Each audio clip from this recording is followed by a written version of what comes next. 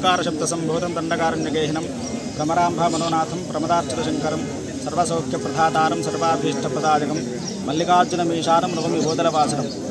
మన బోధల క్షేత్రంలో వెలిసినటువంటి శ్రీ భ్రమరాంభ మల్లికార్జున స్వామివారి యొక్క జాతర ముగించు ఉత్సవాల సందర్భముగా నేటి రోజు స్వామివారి గణపతి పూజ పుణ్యవాచనము శివయాగ మండప స్థాపన అదేవిధంగా శుభ కార్యక్రమం చేసుకొని సాయంత్రము భద్రకాళి ఆవాహన మరియు 9 గంటల నుండి పెద్దపట్ల మహోత్సవం చేయడం జరిగింది.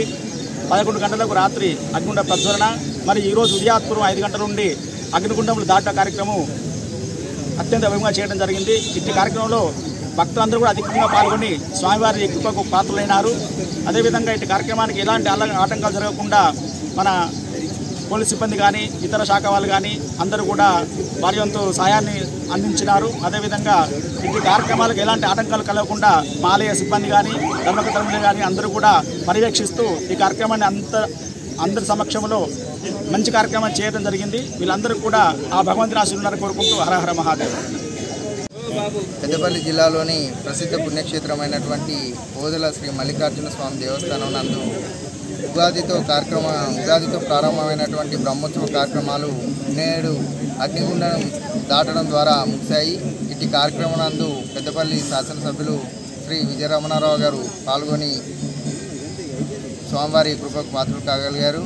అంతేకాకుండా ఇటు కార్యక్రమం నందు భక్తులకు అసౌకర్యాలు కలిగించకుండా అన్ని రకాలైనటువంటి ఏర్పాట్లు చేయడం జరిగినది.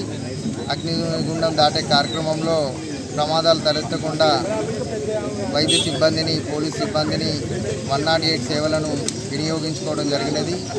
ఈ సందర్భంగా 3.5 నెలల నుంచి ఈ బ్రహ్మోత్సవ కార్యక్రమాలు విజయవంతం అవడంలో ప్రధాన పాత్ర పోషించినటువంటి మీడియా ప్రతినిధులకు ప్రజాప్రతినిధులకు దేవస్థాన ధర్మకర్త మండలి సభ్యులందరికీ కూడా కృతజ్ఞతలు తెలియజేయడమే. అసలైన తొలి వెలుగు. ఫాలో వాట్సాప్ @తొలి వెలుగు official.